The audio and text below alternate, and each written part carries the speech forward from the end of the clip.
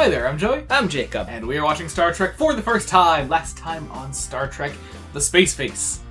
Yeah. Terrifying. It was so scary it woke us up. Legitimately terrifying. Today though, Jacob. Uh-huh. Remember back when we were watching the original series, and I was like, there's that one episode that every time I told somebody I was watching TOS, they were like, did you get to this yet? And it was Trouble with Tribbles. Okay. And I was like, finally got there, people were all excited, whatever. This is that. Oh, is this in conjunction with what we saw in the thumbnail? Very much so. This is that, yeah, we saw a thumbnail last time because Paramount Plus is a dick, so Paramount Plus kind of showed us like a single screenshot from the episode, but I knew what was coming.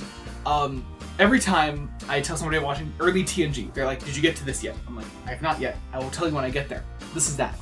Today we're watching an episode called Elementary, Dear Data. Oh no. I am Oh no. so excited. I am beyond excited, dare I say. I guess we're going to see what it's all about. Yeah, we're going to get the post-episode so. thoughts in a second. Be sure to join us then. We're about to watch Elementary, Dear Data. Oh, that was so good. That was so good. That was a good episode. As I said to you awesome. towards the end, it starts as a fun, simple idea. Mm-hmm. It turns into a much better idea. Yeah. It got serious. It got good. It got really good. My only real serious complaint I could levy at it is that I do kind of wish the final confrontation, the winning of the day, was left up to Data or Geordi. I don't as much as I did like seeing Picard finally in the episode. I do kind of wish that the solving of our problems in the end would have not been left up to him, and rather would have given Data or Geordi a chance to shine. Yeah. But whatever.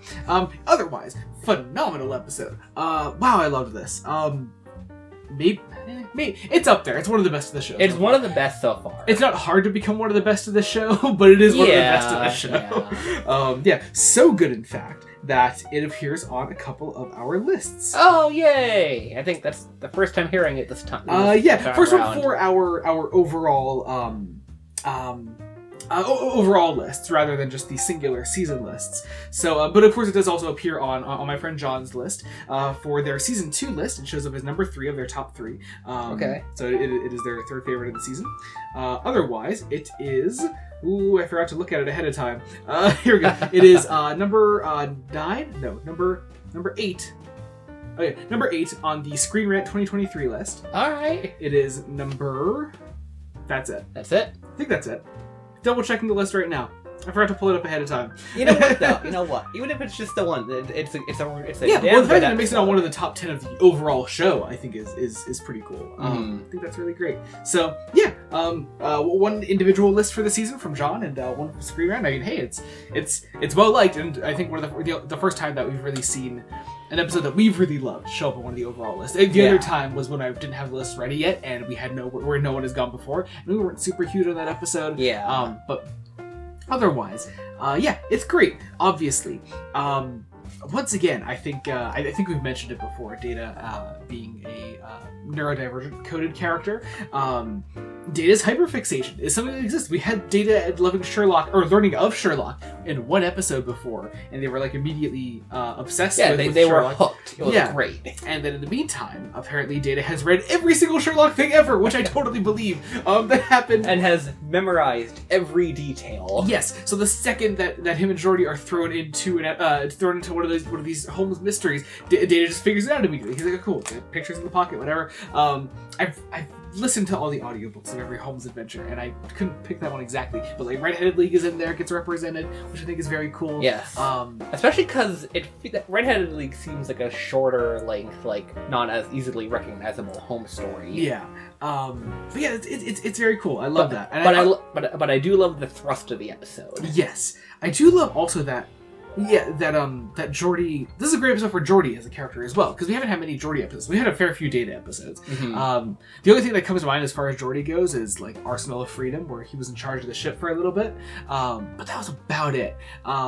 So, but seeing actual some motivation behind it here, he's the one that causes what is technically the inciting incident of the episode. Yeah. Not just by taking Data into the holodeck, but by playing one of these adventures, and the second Data figures out, he's like, no, I'm done. Fuck this, whatever. You're too good. You're taking all of the fun out of the event. And so Pulaski gets involved. Pulaski looks phenomenal in her Victorian garb. Yes, it really suits her. It does. She gets abducted by Moriarty after Geordi says to the computer, make an adversary capable of defeating Data. I feel like he should have realized that was a bad idea ahead of time, but right? Aside from that, whatever. Yeah, it's great. Platy has captured Moriarty. It becomes our villain of the episode, which is very cool. I do also love the one bit where Data solves like a random murder because the holodeck is now operating on its own. I forget what the exact term they used for it was. But Data solves like a random murder that happens, and he's like, "No, it's not related. I'm gonna move on." And George's like, "What? No! Clearly, this is something bad." And Data's like, "Well, no. Look at this. It's this, and this." And we find the murderer immediately. Yeah, and that has nothing to do with Moriarty. And Data's like, "No. We've got." And as he says to the crowd, because he's playing the role of Holmes at the moment. Yeah. He's like, "And for strictly personal reasons, we must leave." Yeah. I do. I mean, of course. So okay, the big goodbye is one of the best of season 1, I think. Absolutely. Yeah. A third act aside.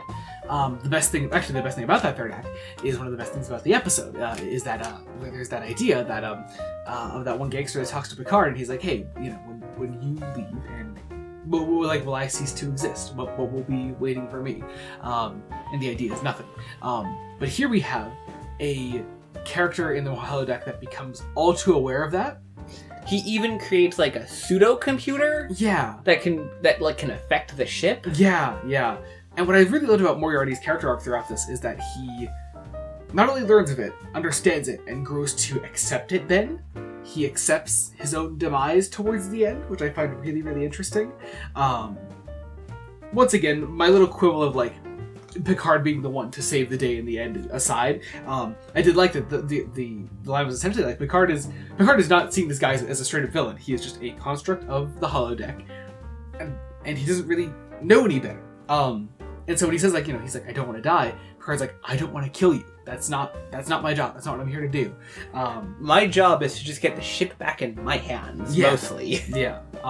That said, though, how great did Patrick Stewart, and Michael Dorn for that matter, look in their Victorian outfits. I do wish Worf had a chance to just run through the holodeck a little bit so we could see Worf in that setting. I feel like the only reason he's in that costume outfit is if he had to go in there. But then just throw him in there. It's fucking Chekhov's gun of an outfit. Like, come on, just let him Although I remember I said to you that Picard, he looks like Ebenezer Scrooge, and I was like, oh, well, he played. He was literally he played Ebenezer Scrooge. I think before we saw the outfits, I was also like, I wish I need there to be a top hat. He said he was gonna put a costume. I was like, there's got to be a top hat. And there's a fucking top hat. And it looked great. It looked phenomenal. I also love the attempted mugging scene. Yeah. Data just he's like Data, and Data's like, got it. Yeah. So cool. I loved this. I really, really loved this. This is a fantastic time. Great to have something this good after the kind of rough start we've had to season 2 so far. So this is great, obviously. It gives me hope. I mean, I know the show is going to be phenomenal. I've been told time and time again. Yeah. Oh yeah. But having this sign this early on in the season is a good hope. Yeah. Totally. But I think that about does it for this one. I guess be sure to join us next time when we continue Star Trek: The Next Generation. Until then, this has been Joey Morgan. I'm Jacob. Goodbye.